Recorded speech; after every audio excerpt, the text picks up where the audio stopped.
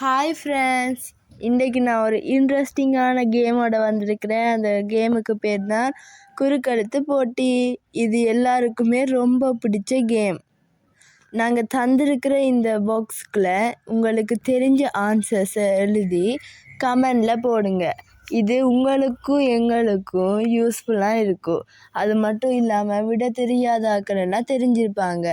பார்க்கலாம் யார் ரொம்ப அதிகமாக பரிசுத்த வேதாகமத்தை வாசிக்கிறாங்கண்டு. வாங்க பார்க்கலாம். இடமிருந்து வலமாக. முதலாவது, எல்கானா இந்த ஊரைச் சேர்ந்தவன். ஆறாவது, இசக்கார் புத்திரருக்கு கிடைத்த நாட்டின் எல்லையிலுள்ள ஒரு பட்டணம். ஏழாவது, தான் பிறந்த நாளை சபித்தவன். 10வது, தேனை சாப்பிட்டதினால் கண்கள் தெளிந்தவன். 12வது, பார்வைகள் பலவிதம், அதில் ஒவ்வொன்றும் ஒரு விதம். சவுல் பார்த்த பார்வையாம், அது தாவீதை பார்த்த பார்வையாம். வலமிருந்து இடமாக. 3வது, பெருமலையின் இரைச்சல் கேட்கப்படுகின்றது என்றவர். 4வது, இஸ்ரவேலை எல்லாம் உம்மிடத்தில் திருப்ப என் கை உம்மோடிருக்கும் என தாவீதிடம் கூறியவர். 7வது, யோயாக்கீமின் குமாரரில் ஒருவர்.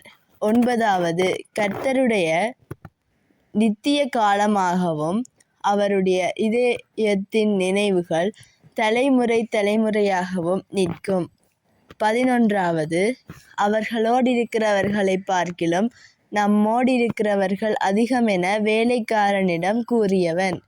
15வது, இவன் மிகாயாவை கன்னத்தில் அடித்தான். மேலிருந்து கீழாக. 2வது, குற்றமில்லாத இரத்தத்தை மிகுதியாகச் சிந்தியவன். 3வது, குயவன் வீட்டுக்கு போன தீர்க்கதரிசி.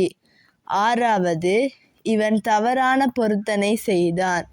8வது, பொன்னிலும் வெள்ளியிலும் வெண்கலத்திலும் வினோதமான வேலைகளை செய்வதற்கு இவன் தேவனாலே பெயர் சொல்லி அழைக்கப்பட்டவன். கீழிருந்து மேலாக. 5வது, இவன் இரதத்தை விட்டிறங்கி கால்நடையாய் ஓடிப்போனான். 12வது, யூதா கோத்திரத்திலிருந்து கானானை சுற்றி பார்க்க போனது. 13வது, இவன் யோவாபின் சகோதரனும் செருயாவின் குமாரனும் ஆவான். 14வது, அகோலியாபின் அப்பா. 15வது, கழுதையின் பச்சை தாடையெலும்பை வைத்து பலரை கொன்றவன். இதுக்கான ஆன்சர் தெரிஞ்சால் கமெண்டில் சொல்லுங்கள். இந்த வீடியோ பிடிச்சிருந்தா லைக் பண்ணி சப்ஸ்கிரைப் பண்ணுங்கள்.